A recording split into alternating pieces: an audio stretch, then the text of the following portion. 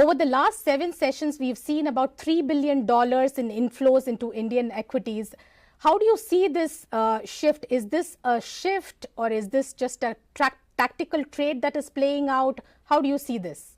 I think what we've seen in the previous 9 months or so, when investors were aggressively selling India, was repricing of India.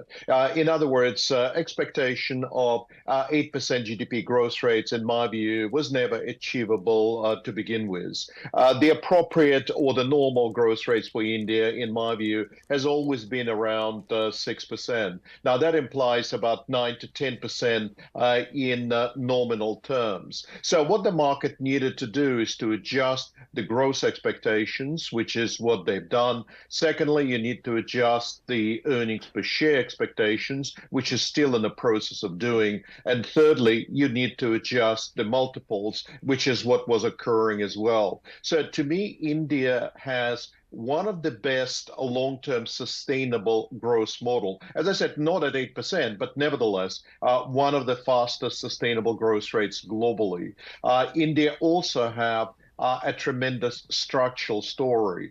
And that's part of the reason why in the past, India, certainly over the last 10, 15 years, India was treated somewhat different to the rest of emerging market universe. And so what we're seeing is that people having repriced stock growth expectations are coming back to India as one of the best positioned longer-term emerging markets.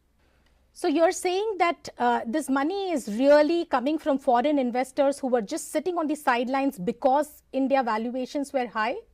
Well, what you have seen as well, it's not just India.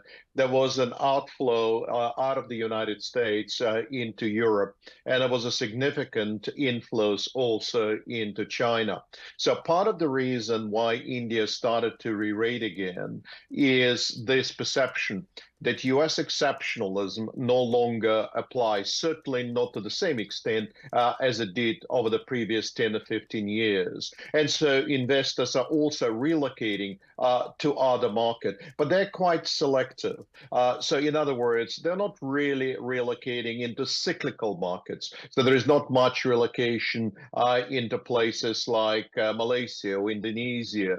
But what they're doing is relocating into structurally better looking stories. So if you think of Europe, Europe for the first time in at least 20 years might have a possibility of growing a little bit faster, allocation of capital might be a little bit better, and return on equity might be improving. If you think of China, the question is whether it was over-penalized for the nature of China and Chinese economy. How different is actually China today from the United States? Now, that question would not have been asked 6 or 7 months ago, but it is being asked now. And in the case of India, again, a strong structural story which needed to grow into growth, so to speak. You needed to reflect it. So India is not the only one who benefited from that. There is also a global shift away from believing that US is truly exceptional.